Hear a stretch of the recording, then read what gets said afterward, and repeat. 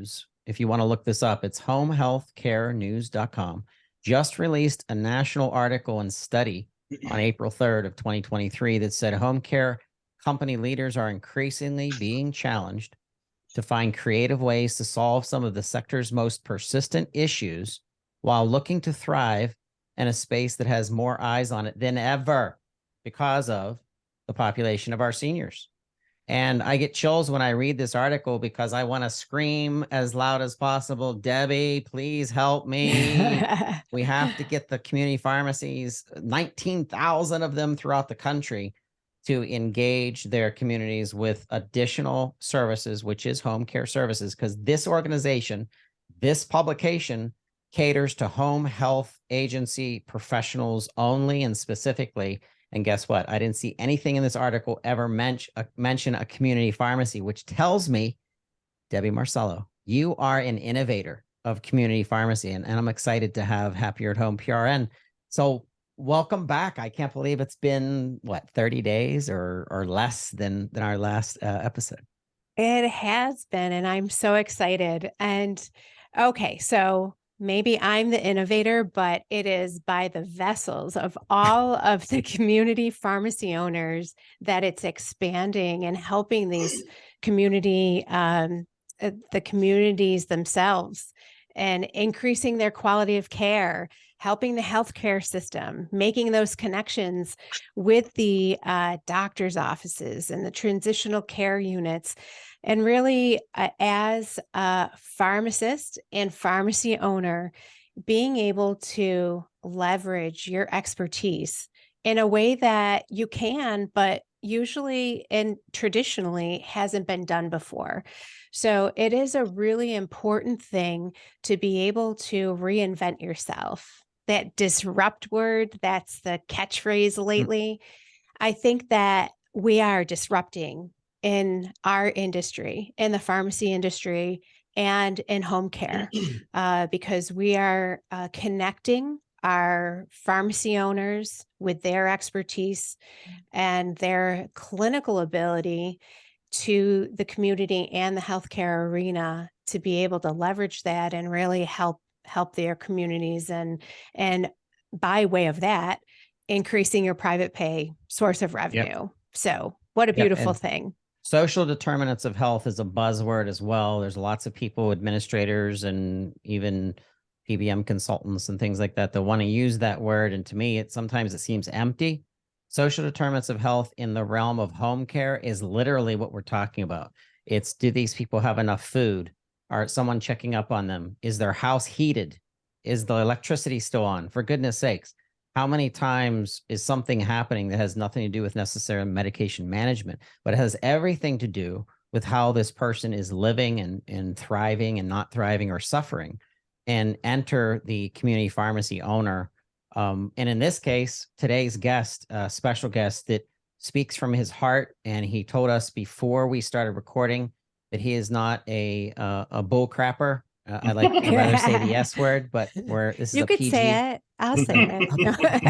Bullshitter. So it's Dr. He is Adam. No bullshitter. That's right. Okay. No bullshitter. It is Adam Robinson, Great. Extraordinaire, Pharmacy entrepreneur.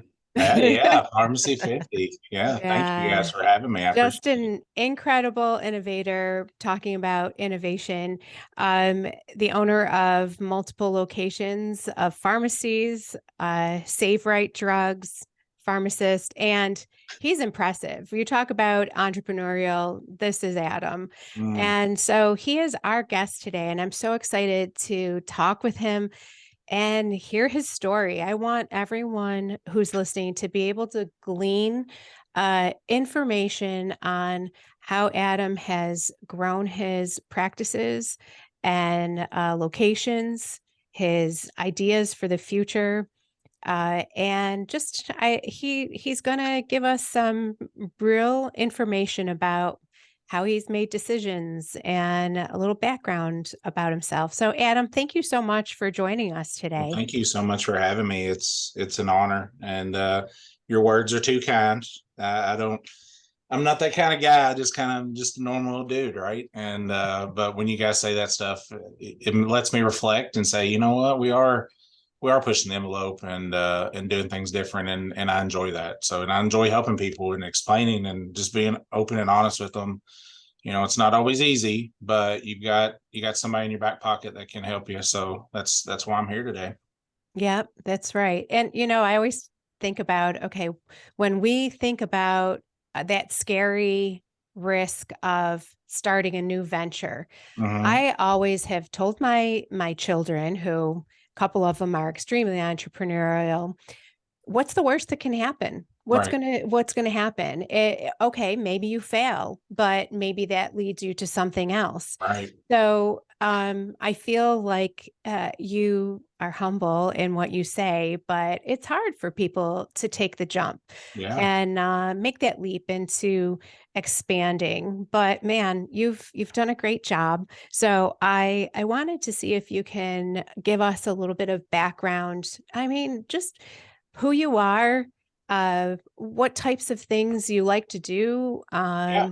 and just how you got to the decision of getting into becoming a pharmacist to begin Yeah. with. Absolutely. So, uh, just a country boy from Kentucky, and I'm right outside of Louisville, Fort Knox, Elizabethtown, pretty rural, and this is where I grew up. This is where I call home. And I was very fortunate. God placed me in a place where my best friend growing up, his father was a pharmacist in town. My mom was an EMT, had a lot of healthcare, family, and friends. And I mean, I was, gosh, 10, 11 years old going on EMS runs with my mom in the middle of the woods, in the country. And it was just in me to help people. And I just really enjoyed that. And I got to hang out at the pharmacy with Gabe and my best friend with his dad. And I just really loved that atmosphere. I loved, one, there's air conditioning in the summer. So that's awesome that you're inside. Pay was good. We really got to dive into problems. And as a pharmacist, we all tend to be problem solvers, right? That's kind of our niche, is we love to tackle problems. So fast forward, I just always kind of knew that being a pharmacist is what I wanted to do, and I was very fortunate that we had one of the top pharmacy schools in the country here at Kentucky, University of Kentucky, and I went to UK undergrad. And ended up getting into pharmacy school, which is a whole nother story in itself. We can go down that rabbit hole today. What did you do? What was your undergrad in? So at Kentucky, you actually did not have to have an undergrad degree to get into pharmacy school. Oh, And so I kind of went towards economics and finance and some kind of business. And I didn't get in my first year of pharmacy school. So that was devastating, right? So that's the first hurdle that I had. And I didn't get in. I was devastated. That was what I wanted to do my entire life. And finally ended up getting in my second year. And then that just kind of, the trajectory there was, I always knew I was going to do independent. I was working with Gabe's dad, Jonathan, at his store and another store that he had. So I was constantly learning the business side and learning how to take care of patients and what are some of the things that we can do, and compounding and this and that. So graduated in 2007, and a friend of ours had a store in our hometown that he was retiring, and he wanted to know if we wanted to purchase it. And so Gabe, myself, and his dad ended up buying that store. And on day one, I took over as the pharmacy manager there, and that was scary too. So I had to learn how to be a leader. I had no idea how to be a leader, right? And that's a huge thing. I thought I had to be everybody's friend. Well, that's not true. You don't need to be everybody's friend. You need to be their boss, but you need to be caring. And so fast forward now, it's 2023. We've moved from that pharmacy. We've probably tripled in size as far as scripts filled. We have a robust synchronization program. We're hitting like 70%. We do different opportunities that are out there, whether it's COVID testing or point of care testing. Kentucky is very forward thinking with pharmacy. So they have protocols in place where we can do flu and strep testing and then dispense medications. And there's just different things that we can do. So I've always loved the little phrase, practice at the top of your license. And Mhm. what does most people look at our license or the word pharmacist and think, what can we do?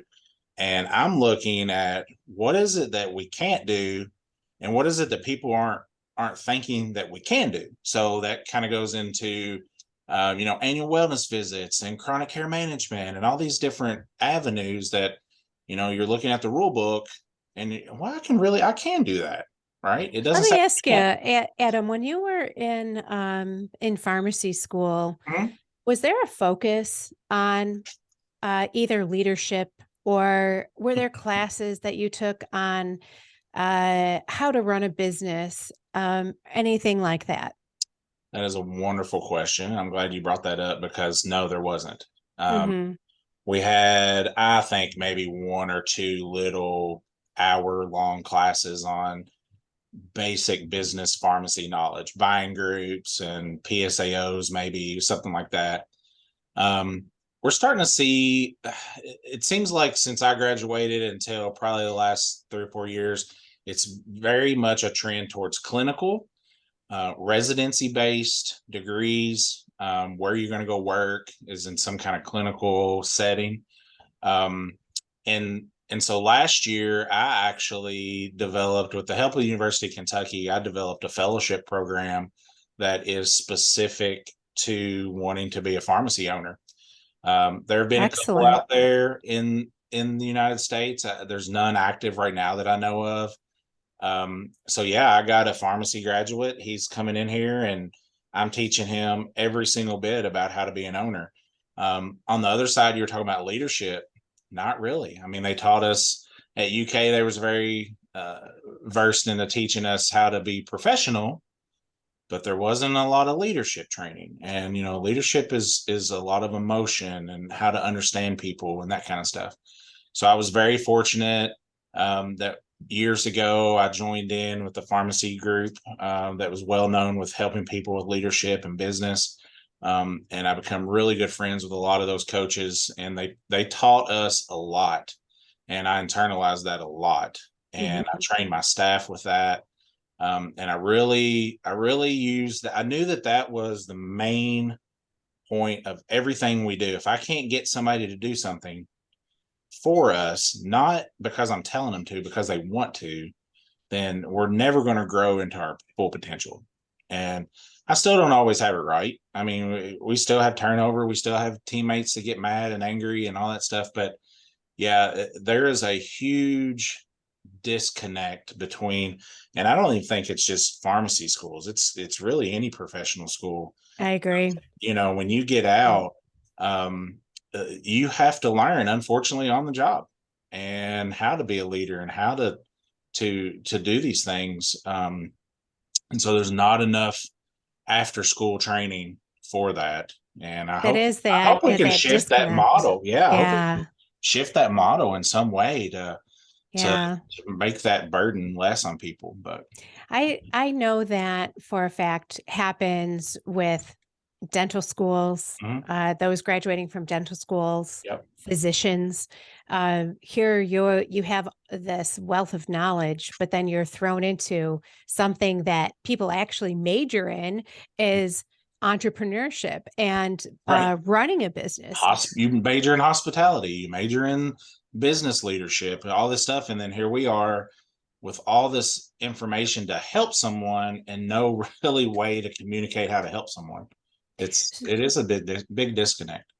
So this is where definitely leaning on the professional organizations Yeah. is really helpful. Oh I yes, know Todd just went absolutely. to a conference, and I know those folks at NCPA, they have huge support for you as well. And you know, as a business owner myself, um, I'm a registered nurse years and years ago by trade, but owning and starting a national company of Happier at Home, um, one of the things that we look at with our business owners is just being able to think outside the box, which is Yeah. a lot of what you do, Mhm. and why you're successful. So, uh, being able to think outside the box and being a leader, Mhm. but here, we're able to give a roadmap to success. You Right. know, we are giving that support Huge. each step. Right. And so processes for everything that we do. Starting that business is it is a big leap. But here, you know, if you want to expand into home care, you know, we have that for you, but you've expanded into so many different areas. Can you tell us the different types of things or services that your Sure. pharmacy provides that are really innovative? Yeah. I mean, years ago when it was kind of a niche thing, you know, point of care testing is really big now. Immunization seemed just the norm in pharmacies, but when I came out, there wasn't a ton of people doing immunizations. So those are big ones that we really kind of pushed into. Compounding, it's been around for so long, but it's had its ups and downs. And really sticking with it and not getting away from it. That's been one that we've done. But here recently, a couple things have come up. One is I've kind of had a little bit of a consulting gig. And really it's just me talking to people and helping them as the best I can. And I love that.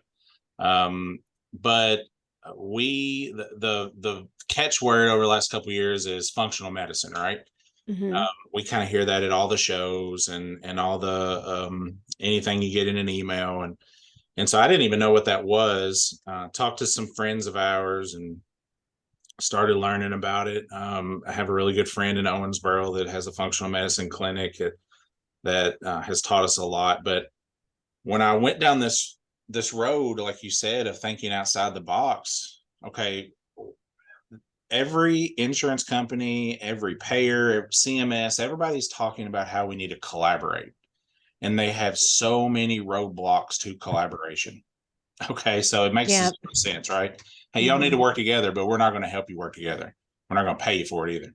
Yeah. So I was thinking, how can we work together? If I had a nurse practitioner, if I had a physician, it didn't matter who I had in here, that we could sit and really talk with these patients. Just like, you know, your company, you have nurses and assistants that are seeing these patients, and then they come back and they talk and they do all this stuff. We typically don't have that in the pharmacy world. Oh, I have a great relationship with 3 of the doctors out of town, but you know, do you really have that great of a relationship with them? You might be able to call them or text them, but what if I had somebody in my pharmacy? So I went down that road, and how can I do this? I talked to some lawyers. I talked to some friends that were kind of doing it, and they were all kind of doing it different. And what I found out was that you totally can put a physician or nurse practitioner in your pharmacy. Where all the red tape comes in is insurance billing. So we're like, okay, let's just not accept insurance. Yep. Private Okay, private pay, right? pay. Well, everybody's like, oh my Lord, private pay. What are we going to do? They're never going to come. And as soon as you say, hey, we don't want to accept insurance because we don't want anybody to tell us what to do on how to treat you, they're hooked immediately. Mhm. So I found a nurse practitioner that was interested. I put her through training for holistic functional medicine. It wasn't that expensive. She was interested in doing that. And we had a closet, literally had a closet that I did immunizations out of, and I threw her in it. We're putting stuff on paper, and people think there's just this process, like there has to be this very specific process to do. There's not. I mean, Mhm. you think about it, physicians, prescribers saw patients with a black bag in their car for years, right? And Yep. that we have to have an EHR system. We have to have this. No, you don't have to have all that stuff. You're just helping somebody. And so I did. I pulled the trigger, and it's been a journey for sure. I've had to relearn business strategies. I've had to relearn marketing. I've had to all these things. And yeah, finally we're breaking even a little bit. Depends on which month it is.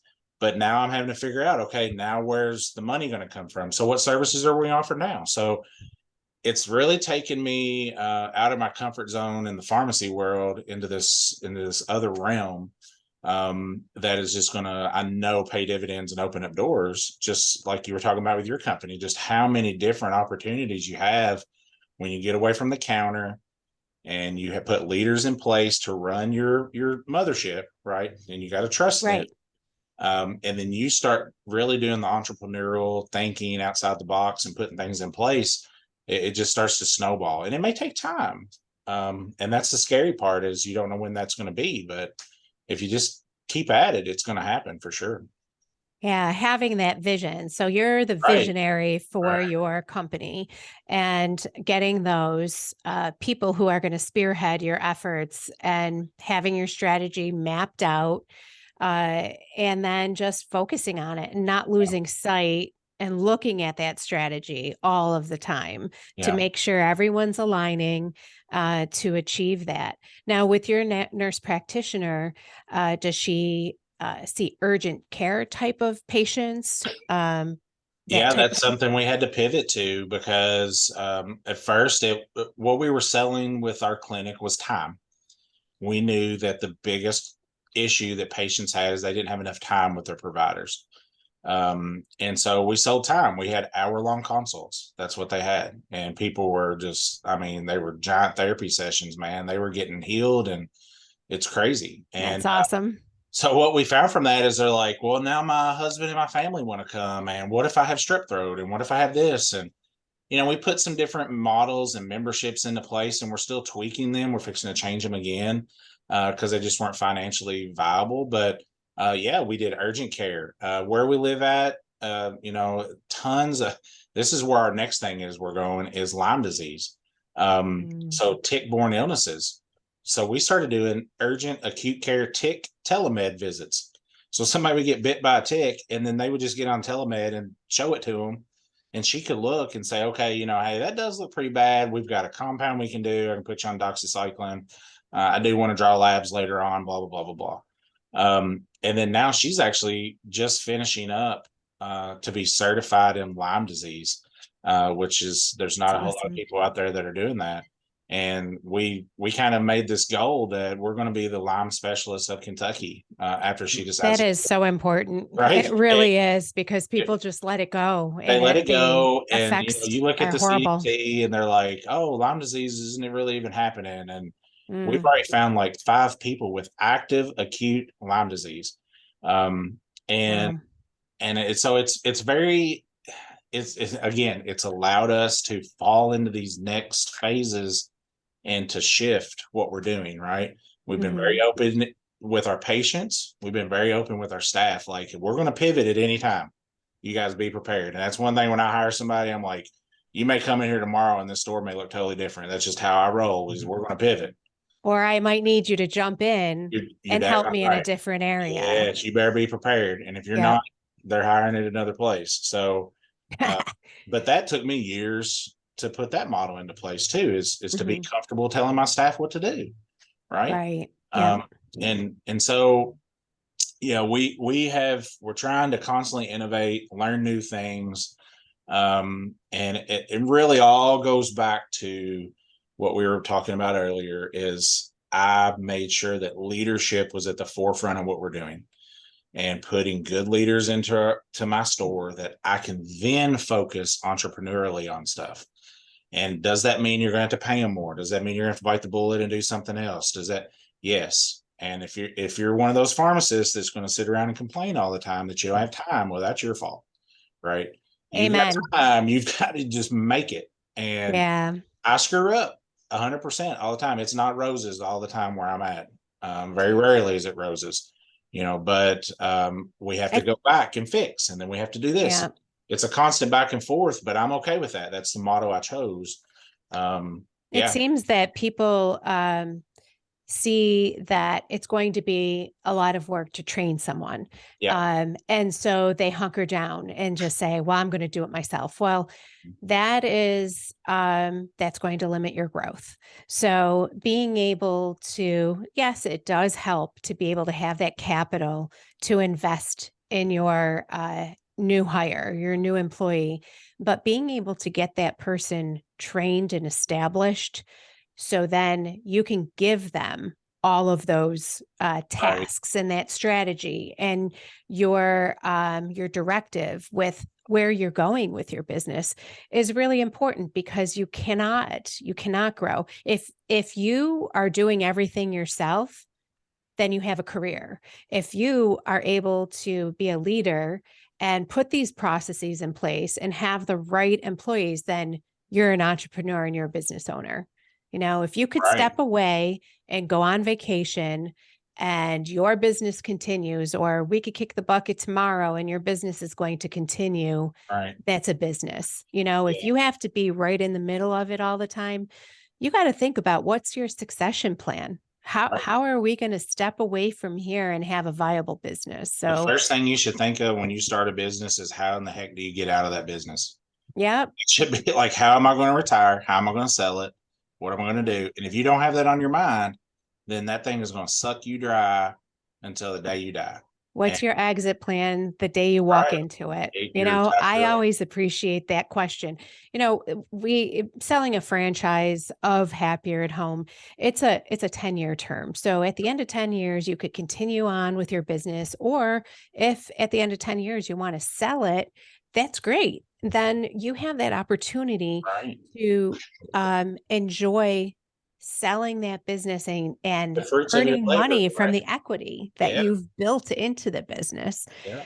So I appreciate when new franchisees come on board and say, all right, what are the things I need to put in place to make sure that on the other side of this, we're looking at what are they going to be looking at when someone wants to buy this business? Yeah. So that's part of what we do as a franchisor, or what I do as a franchisor, is to help you build that equity and that wealth in your business. So then that could be a familial thing. That could be passed to your family, your children, or you sell it and make some nice retirement money. Right. 100%.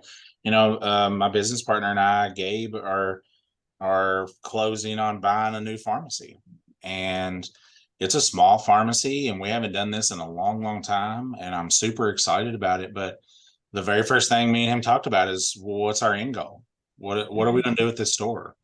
How are we going to run it and not be there every day? And that takes putting leaders in place and doing a fellowship and hopefully having a pharmacist that wants to follow you, and just all these things start to come together exactly like you said. But until you take that leap of faith and say, you know what, I'm going to put priorities in line and learn how to do this stuff and know that sometimes you're going to fail, then you're just going to be a pharmacist, and that's okay. Some people like to be just pharmacists, but don't be a business pharmacist. Because You're right. you're not going to go anywhere. Yeah.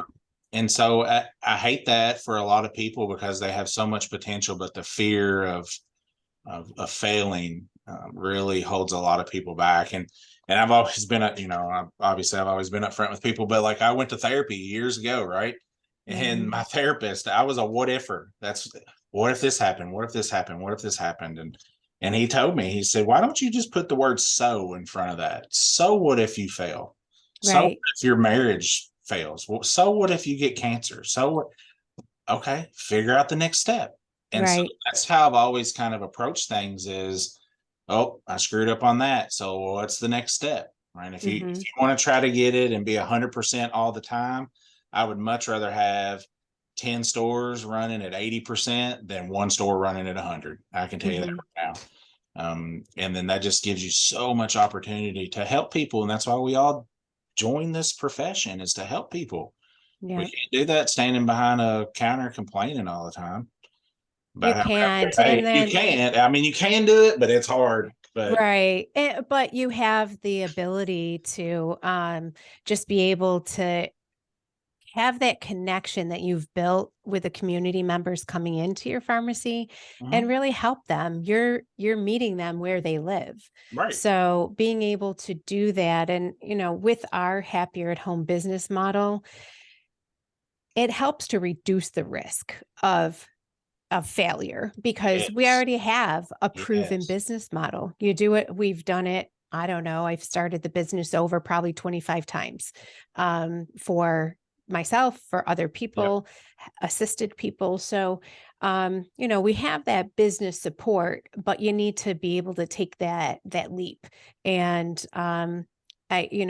I'd have to say in my experience of having our pharmacy owners going through the discovery process when they're interested in starting a happier at home business and helping people in the community, the where it seems to get jammed up is at some point when they feel like, okay, well, I just don't have time for this. Mhm. And they Yeah. just spent so much time with me going through Right. all these details. The only thing was set up your entity, sign the papers, and get someone to run it. That's Right. it. And then you're done. You're golden. Right. And so I'm excited about it, and I'm passionate about it because Yeah. there's so many things looking at your services that you have in your pharmacy with your medication delivery and the compliance packaging, the Yeah. immunization, Oh, COVID I haven't even testing. talked about all that stuff. Yeah. Oh my God, all these things, how they just fit so Mhm. so smoothly hand in hand with expanding into those home-based services. So all of these things, you'd be able to provide those services Mhm. for your patients in their home Yep. and vice versa. You know, a nurse practitioner, she can act autonomously. She could write prescriptions. You Right. know, there's so much. I mean, you're just And creating an empire. that's my goal.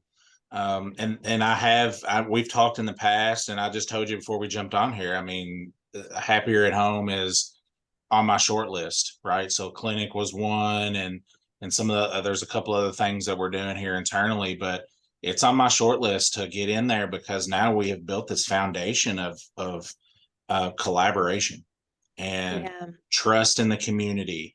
And I'm also a believer in you get what you pay for. And so if there's something that costs a little bit more or whatever, but they have a streamlined process. I mean, why did all Mhm. these pharmacy groups out there that had turnkey processes were so successful? And it's because they had turnkey processes. Right. And you I have made to the utilize mistakes in the beginning myself, you you, know, exactly. You way back have to when. utilize those. You can't go off and do everything on your own. And you also can't think that everybody's out to get you. And pharmacists are pessimistic by trade, they're perfectionists by trade, and they're problem solvers by trade. So They're evidence-based by trade. So they they're want evidence evidence to based. base it up. I want to see that. What are you talking about? Show Prove me it. evidence, right? Prove it. And the people I talk to, they come to me and they're like, "Oh my gosh, you're so real, and you're just so comfortable to talk to." And it's because I have to tell them, like, look, you can't do that in the pharmacy world. You have to take a chance. You have to be vulnerable. Vulnerability in the pharmacy world as an owner is key. Like, what is your end goal? We've talked about that, but with a patient, it's to make them better. Well, how are you going to do that? Okay, you're going to have to go into the gray area. Are you going to have to call the board? Are you going to have to call a doctor? You're going to have to show up at a doctor's house, text a doctor to get like Yeah. you have to step outside your comfort zone. And the ones that are doing that are really pushing the envelope. They're thriving in a market right now that's exhausted. Like, we're an exhausted market, and so Yeah. we have to utilize our tools that we have. And thank goodness for people like you around here that are helping us do that, for sure. Thank you so much.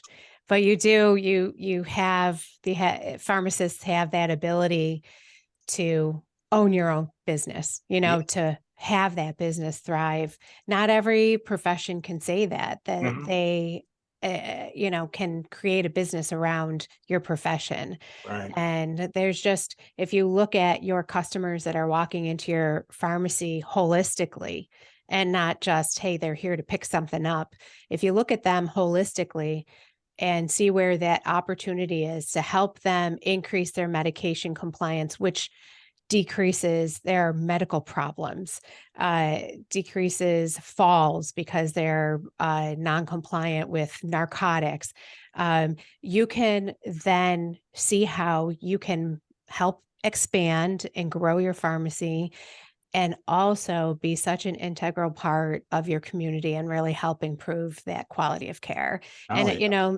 I actually when I do these little weekly videos I send out to a lot of pharmacy owners, and this week I talked about how you'll strengthen your relationship with your doctor's offices in your community, because you can be that support for their Right. patients, increasing their medication compliance, helping them with their being an advocate through Happier at Home. We have that care management and advocacy portion, but also helping them remain independent and in their home. So Right. there's just so much that you could really provide for them, and strengthening those relationships in the healthcare arena also. Right. And I used to market to providers' offices, and that's still important. But when I learned that my patients marketed better for me to the providers, Mhm. it really shifted my focus, right? I would tell them, hey, tell your provider that you need this. Oh, well, Adam provides a service. Why are you not sending this to Adam? And then all of a sudden they're listening because they want to listen to their patients. They don't want to listen to somebody come in and market to them. So when they hear it from their patient, it kind of switches the things, but that switches their gears. But there's always that triangle they talk about: patient, provider, pharmacist. In my mind, the pharmacy world, we don't give ourselves enough credit, and Todd could probably attest to that. But we're we're like a spoke, in a wheel. We are actually the hub. We get to Mhm. speak to every provider, right? Dentist, chiropractor, nurse practitioner. It doesn't matter. They come and they talk to a pharmacist. So there's that piece.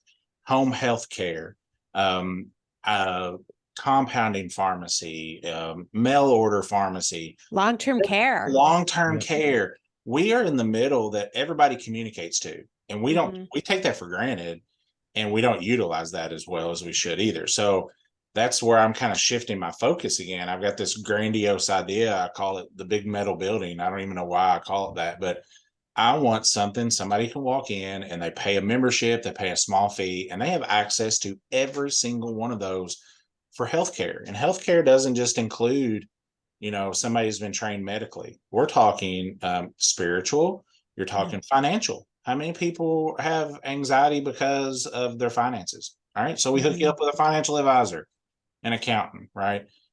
Maybe it's acupuncture, maybe it's a chiropractor, whatever it is, but they're all inside of this area at a price that's reasonable for a patient where they get taken care of. And that's what you're doing, where you're bringing the pharmacy world in with this home healthcare world. And that's what we have to do. We have to realize we're the hub of this wheel, You are. just a little piece of it out there somewhere that somebody's telling us that we are. And so I've internalized that, and I'm not going to let something keep us down. I mean, we're I going want to, everyone to hear that. That is so true. You are the center. You we are the can be center, the and people don't center. think it. We are. Yeah. Yep. We are the contact point of all these places. You know who knows that though? The big box Um, pharmacies. They know and they are. they They are, know we are. yes, and they are hitting. So, So if you look yep, at they're big box hitting it. pharmacy and they're promoting immunizations, well, Mhm. they're big box. Well, they're promoting immunizations because they make money on it, and Mhm. it's easy and time efficient. So, and they make billions of dollars a year. That's a pretty good model to probably to And follow. you guys can do it Right. quicker because you're smaller and you could Exactly. pivot quicker. Yes. Large corporations have boards that they have to go through. They have to get approvals, but you independent pharmacy owners are able to do this quickly. You Mhm. can be nimble. So look at what they're doing. Look at what the big boxes are doing. They've expanded into home and community-based Yes. services. They've Yep. done it. They know where it is. And Mhm. then you with your nurse practitioner, that's another opportunity. Here you start Yeah. a happier at home business. You have patients in their home that are homebound. You're providing long-term care, medication for them, and you can provide medical services Yeah. with a nurse practitioner. For So, sure. There's oh no my reason we gosh. can't do this stuff. Yep. And Very I'm with exciting. you. I love helping people, but it really it tears me up when exactly what you were saying a while ago. That, oh, I just don't have the time. You don't have the will to put in the time. So Yeah. let's do it. We're here. There are people to help you. 100%. We can change this whole model if we just stop complaining and just do it. I Uh, agree. Wow, Kudos to you for your I got fellowship on a program soapbox too. there for a second. I Goodness love it. gracious. Um, I'm a fan of I economics. agree. I've been fascinated by economic studies and Yeah. sociological studies and how that connects right into healthcare. And the economic side of this is there's a timing issue here that can be capitalized and can be capitalized in goodness for your community, not to capitalize to take advantage of a situation, but to purposely implement a home care additional ancillary services as part of your community pharmacy because your community literally is screaming for it. Yeah. As the news, if you go to Google right now, pharmacy owner, don't even take Debbie's word for it. Don't take Adam's word for it. Certainly don't take mine because I love talking about the power of community pharmacies.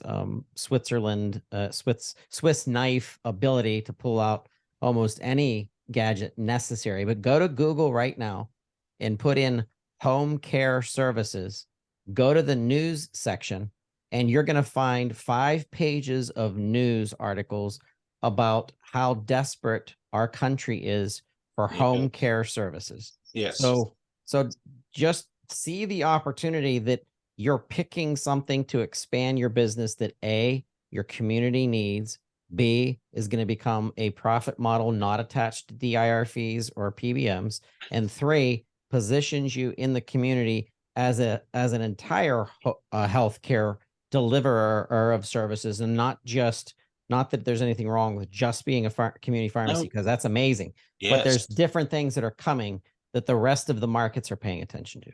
Yeah. Absolutely. Yes.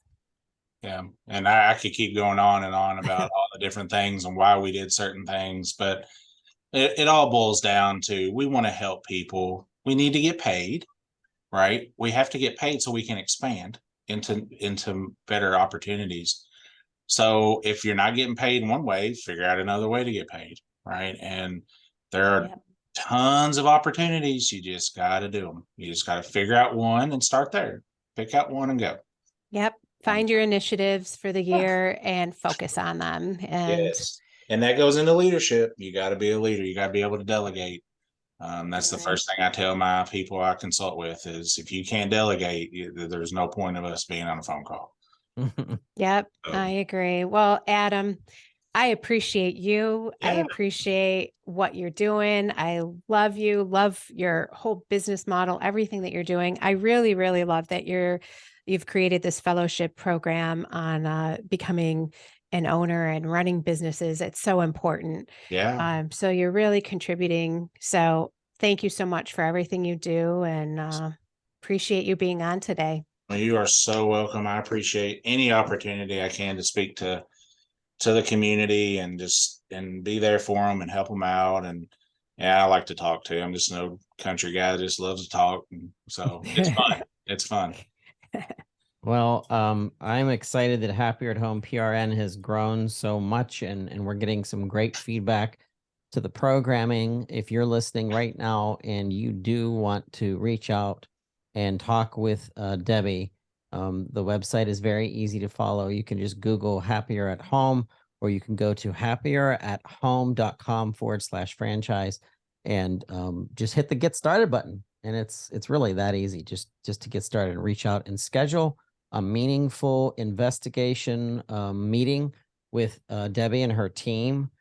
They want to help you be as successful as quickly as possible, and we can build out a specific roadmap plan for you that may be different for another community pharmacy owner. Adam might not have the resources in a 90-day work period like someone else might, but I guarantee we're going to be able to put you on a roadmap, a blueprint to help you get this in place and making money and being profitable and being successful, as well as the things that are going to come. Debbie, we have to talk about the Lego set that is Happier at Home that you can bolt on other services in the future once you get the Yes. infrastructure A in place. Lego set. That is amazing, Todd. I love that analogy. Such a good visual. Yes.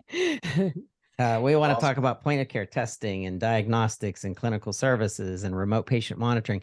And there's so much that can be plugged into this Happier at Home situation on top of the infrastructure, which is our community pharmacies. I think everyone got a little taste of it with all the COVID testing, and it was Yes. kind of taken out. So remember that and know that there's more of that that you could pursue with your patients in their homes too. Well, thank you. Thank you for what you do as pharmacists. Thank you what you do for as pharmacy technicians. If there's anything that we can ever do for you, guidance, getting you someone that's an expert in a facet of your business, and especially expansion in making the community pharmacy that you've invested in, that's part of your community, we want to see it thrive.